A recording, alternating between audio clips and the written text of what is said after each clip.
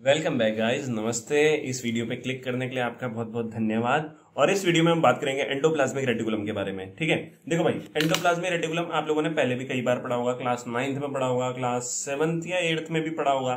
तो endoplasmic reticulum के बारे में आप थोड़ा बहुत तो जानते ही हो। ठीक है, एंडोप्लाज्मिक रेटिकुलम क्या एक सेल ऑर्गेनल है और ये दो टाइप के होते हैं, smooth endoplasmic reticulum and rough endoplasmic reticulum. ठीक है, दोनों के अपने अपने अलग अलग काम होते हैं, उनको हम यहाँ पे थोड़ा समझेंगे। ठीक है, शॉर्ट में जल्दी।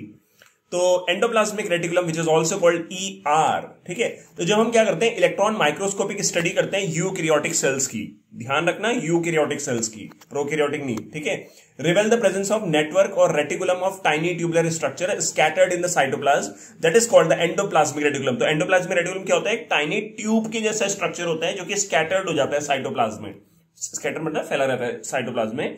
हेंस एंडोप्लाज्मिक रेटिकुलम जो होता है वो क्या करता है, डिवाइड करता है जो इंट्रासेलुलर स्पेस होता है। इंट्रासेलुलर मतलब सेल के अंदर का जो स्पेस होता है उसको एंडोप्लाज्मिक रेटिकुलम दो पार्ट्स में डिवाइड कर देता है। एक तो क्या हो गया, लुमिनल। लुमिनल का मतलब क्या हो गया, इनसाइड एंडोप्लाज्मिक रेटिकुलम। तो एंडोप्लाज्मिक रेटिकुलम के अंदर जो स्पेस होता है उसे लुमिनल बोलते हैं। और एक्स्ट्रा लुमिनल का मतलब है जो कि एंडोप्लाज्मिक रेटिकुलम से बाहर का पार्ट है, जिसे साइटोप्लाज्म बोलेंगे। ठीक है, तो जैसे ये सेल है हमारे पास, सेल में ये न्यूक्लियस है, बीच में एन लिखा हुआ न्यूक्लियस हो गया। ठीक है, न्यूक्लियस। अब इस न्यूक्लियस में क्या होता है, यहाँ पे हमारा न्यूक्लियस के आसपास क्या प्रेजेंट होता है, एंडोप्लाज्मिक रेटिकुलम प्रेजेंट होता है। एंडोप्लाज्मिक रेटिकुलम के अंदर का जो स्पेस होता है उसे लुमिनल बोलते हैं, और जो बाहर का होता है मतलब जो साइटोप्लाज्म होता है उसे एक्स्ट्रा लुमिनल बोला जाता है। बड़ा सिंपल है। ठीक है, चलो अब एंडोप्लाज्मिक रेटिकुलम के ऊपर क्या प्रेजेंट होता है, राइबोसोम। ठीक है, उसके आउटर सरफेस पे राइबोसोम प्रेजेंट होता है। तो एंडोप्लाज्मिक रेटिकुलम जिसके ऊपर राइबोसोम प्रेजेंट होगा उसके सरफेस पे, उसे बोला जाता है रफ एंडोप्लाज्मिक रेटिकुलम।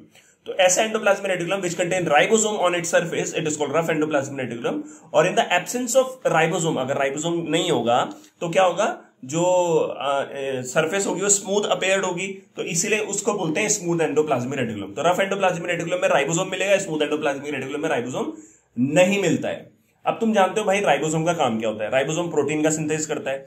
तो राइबोसोम किसके ऊपर प्रेजेंट है, रफ एंडोप्लाज्मिक रेटिकुलम के ऊपर प्रेजेंट है। तो इसका मतलब क्या होगा कि रफ एंडोप्लाज्मिक रेटिकुलम क्या बनाएगा, प्रोटीन बनाएगा। तो RER frequently observed in the cell, actively involve in किसमें, प्रोटीन सिंथेसिस और सेक्रेशन में इन्वॉल्व होता है रफ एंडोप्लाज्मिक रेटिकुलम। और ये they are extensive and continuous with the outer membrane of the nucleus. देखो न्यूक्लियस की दो मेम्ब्रेन होती है, इनर मेम्ब्रेन, आउटर मेम्ब्रेन। उस आउटर मेम्ब्रेन से कौन जुड़ा हुआ रहता है, एंडोप्लाज्मिक रेटिकुलम जो है वो जुड़ा हुआ रहता है मेनली, जैसे रफ एंडोप्लाज्मिक रेटिकुलम यहाँ पे जुड़ा हुआ है। तो जैसे अपना ये हो गया न्यूक्लियस, ठीक है, ये न्यूक्लियर पोर्स हो गया, इसके through material inside and outside जाता है। और इससे जुड़ा हुआ कौन है भाई, अपना रफ एंडोप्लाज्मिक रेटिकुलम भी जुड़ा हुआ है, और यहाँ पे थोड़ा बहुत स्मूथ एंडोप्लाज्मिक रेटिकुलम भी जुड़ा हुआ है। ठीक है, अब स्मूथ एंडोप्लाज्मिक रेटिकुलम जो होता है वो मेजर साइट होती है, इंपॉर्टेंट है, किसके लिए, लिपिड को बनाने के लिए। ठीक है, और in animal cell lipid like steroidal hormone are synthesized in SER. Animal cell में क्या होता है, जो एसईआर होता है, स्मूथ एंडोप्लाज्मिक रेटिकुलम, क्या एनिमल सेल में जो स्मूथ एंडोप्लाज्मिक रेटिकुलम होता है वो क्या करता है, स्टेरॉइडल हार्मोन्स को बनाता है। ठीक है, स्टेरॉइड्स को बनाने के लिए जरूरत किसकी होती है भाई, कोलेस्टेरॉल की जरूरत होती है। ठीक है, स्टेरॉइड्स को बनाने के लिए। ठीक है, अब एक और पॉइंट होता है, जो स्मूथ एंडोप्लाज्मिक रेटिकुलम होता है वो हमारे लीवर में क्या करता है, डिटॉक्सिफिकेशन का काम करता है। जैसे स्मूथ एंडोप्लाज्मिक रेटिकुलम में जो एंजाइम्स होते हैं वो लीवर में क्या करते हैं, मेटाबॉलिज्म करते हैं हार्मफुल सब्सटेंसेस का। ठीक है, मेरे को बोलते हुए जीभ ऐसे पता नहीं क्यों हो रही। ठीक है, तो ये हो गया rough endoplasmic reticulum, ribosome present है तो प्रोटीन बनाएगा। तो स्मूथ एंडोप्लाज्मिक रेटिकुलम जो है भाई उस पर तो राइबोसोम प्रेजेंट नहीं है, तो वो क्या बनाएगा, वो बनाता है लिपिड्स। ठीक है, तो रफ एंडोप्लाज्मिक रेटिकुलम ने बना दिया प्रोटीन और स्मूथ ने बना दिया लिपिड्स। ठीक है, तो आई होप आपको समझ में आएगा। Thank you so much for watching this video. Please like, share, subscribe and bye bye.